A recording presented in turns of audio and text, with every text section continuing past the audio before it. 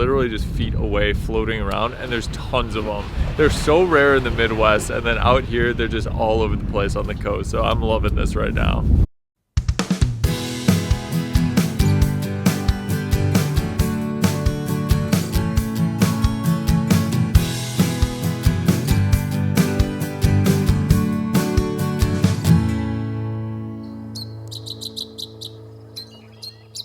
The northern Atlantic coasts of the continental United States have a vibe unlike any other.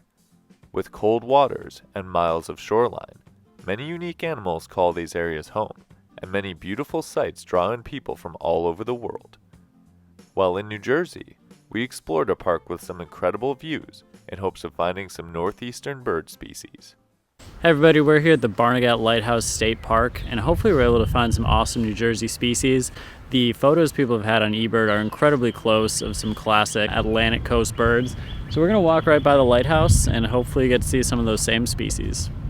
Located on the northern portion of Long Beach Island in Ocean County, New Jersey, Barnegat Lighthouse State Park contains maritime forests, beaches, and a long breakwall, making this area a fun and entertaining place to explore. Its most notable feature, of course, is the lighthouse for which the park is named. First lit in 1859, the Barnegat Lighthouse was illuminated once again in 2009 and serves as a picturesque reminder of this area's history. We started out walking through a forest, finding a few bird species before ever even seeing the beach. Me and Nathaniel moved a little further. I think Ryan's trying to get some video of this eastern towhee that's hanging out over there. But we are about to come out on the rocky area, and I think that's where most of the birds are going to be. So hopefully they're pretty close, and I expect to see like some Brants, hopefully some purple sandpipers, but I'm excited for our first look at kind of the ocean and the rocks over there. When we made it to the sand, we immediately noticed a couple of gull species.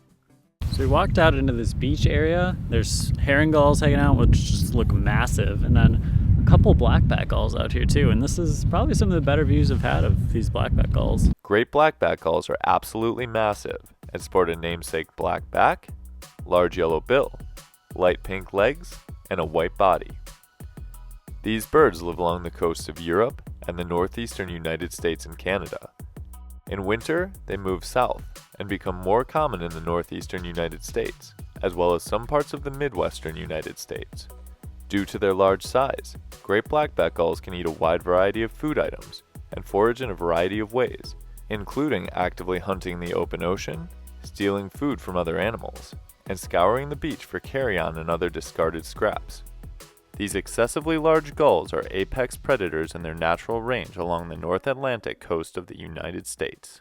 Great blackback gulls are actually the largest gull species in the world, and this is one of the few places in the U.S. where you can find them really reliably, and by this I mean the northeastern U.S. So they're not very common in the southeastern U.S., they're definitely not common in the south or the west, but Midwest and then Northeast is where you'll find these birds, and they're really cool, really striking inky blackback. The area we found the gulls in served as an intermediary zone between the forest and the rocks that made up the breakwall. The green vegetation here made for a scene that was quintessentially northeastern, especially with the lighthouse in the background. While this area didn't have many birds, the other side of the breakwall was an absolute goldmine for northeastern goose species. I think Ryan and Nathaniel have some Brants over here, so let's go take a peek. Out on the water, flocks of Brants were flying around, and right near the breakwall, more flocks of them were casually swimming, and some were even foraging. The sheer numbers of them made for an excellent viewing experience. This is by far the most amazing Brant experience that anyone could ever ask for. They are literally just feet away floating around, and there's tons of them. They're so rare in the Midwest, and then out here they're just all over the place on the coast, so I'm loving this right now.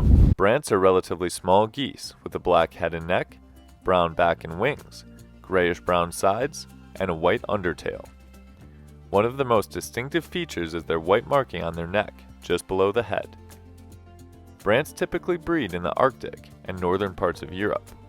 During the non-breeding season, they can be found more readily in the United Kingdom and both the Atlantic and Pacific coasts of the United States.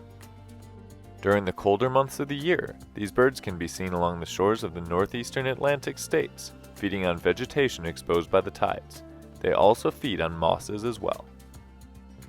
After taking plenty of time to watch the Brants, we continued walking along the rocks, keeping an eye out for any other birds. Many cormorants and loons were flying by, and sometimes making stops on the water. We also noticed a very cool ocean duck species. Ryan spotted one harlequin duck out on these green rocks, and even though we've seen those in Wisconsin, it looks really cool on the green algae rock in its native habitat, so that's an awesome find.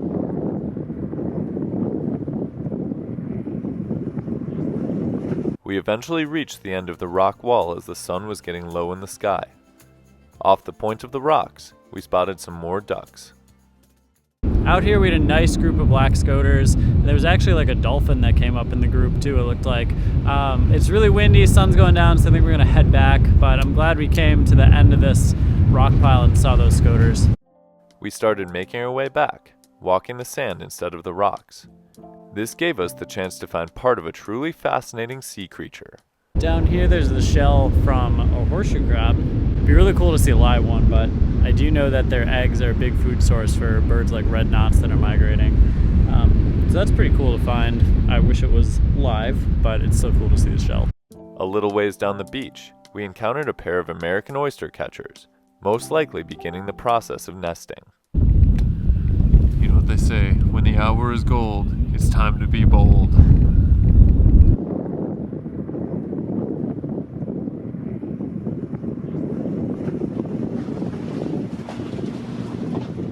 How's it feel down on the birds level? Feels nice, I can get right up in his business. Do you feel like you guys are gonna start pecking at mussels and stuff now? What makes you think I haven't? As we continued walking back, we made it to the foot of the lighthouse just as the sun was about to disappear beneath the horizon, making for an absolutely beautiful sunset to end the day. How would you rate this sunset right now? This is like a 9 sunset, 9.95. I mean, with the lighthouse and the water, I feel like that raises it. It was very special to be able to have some time to explore the beautiful coastal shorelines of Barnegat Lighthouse State Park. However, it felt like we could have used even more time to see everything that the park has to offer. Maybe that means a return trip is in order, but until then, thanks for watching. We'll see you next time on Badgerland Birding.